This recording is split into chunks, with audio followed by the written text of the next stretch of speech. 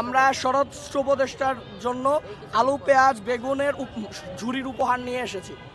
এটা মূলত স্বরাষ্ট্র উপদেষ্টাকে উপহার হিসাবে নিয়ে এসেছি। তিনি যখন বাংলাদেশে অস্থির পরিস্থিতি চলছে, তিনি প্রত্যেকদিন মধ্যরাতে অথবা দিনে দুপুরে বিভিন্ন থানায় গিয়ে মুরগির ঝোল, সবজি ইত্যাদিতে লবণ হয়েছে কিনা, আলু হয়েছে কিনা, পেঁয়াজ হয়েছে কিনা, এগুলো পুলিশদের টেস্ট করে থাকেন। আমরা যখন মদ ঠেকাতে ব্যস্ত, আমরা যখন সন্ত্রাস ঠেকাতে ব্যস্ত, তখন তারা আমাদের সন্ত্রাস ধরিয়ে দেওয়ার জন্য 50 লাখ টাকা পুরস্কার ঘোষণা করে।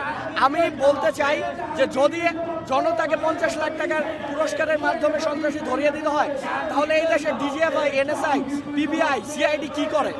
আমরা তাকে আরও বলতে চাই যে আপনার যেহেতু স্বরাষ্ট্র উপদেষ্টার কাজ কি সেটা জানা দরকার, জানেন না বা আপনি জানতে চান না, তাই আপনি যা চান আপনি প্রত্যেক দিন থানায় গিয়ে বিভিন্ন আলু, পটল, ফুলকপি, লবণ, মরিচ, পেঁয়াজ এগুলো টেস্ট করেন পুলিশদের খাবারে।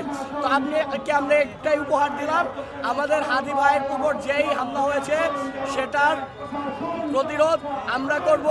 লীগ যা করছে, সন্ত্রাস যা করছে, যেহেতু জনতাকেই প্রতিরোধ করতে হবে, আমরা জনতার অস্ত্র হাতে নিলাম এবং আপনারা স্বরাষ্ট্র উপদেষ্টার জন্য আমরা ফুলকপির ঝুড়ি তুলে দিলাম, শাকসবজি নিয়ে তিনি বসে থাকুন এবং জনতা প্রতিরোধ করে তুলুন।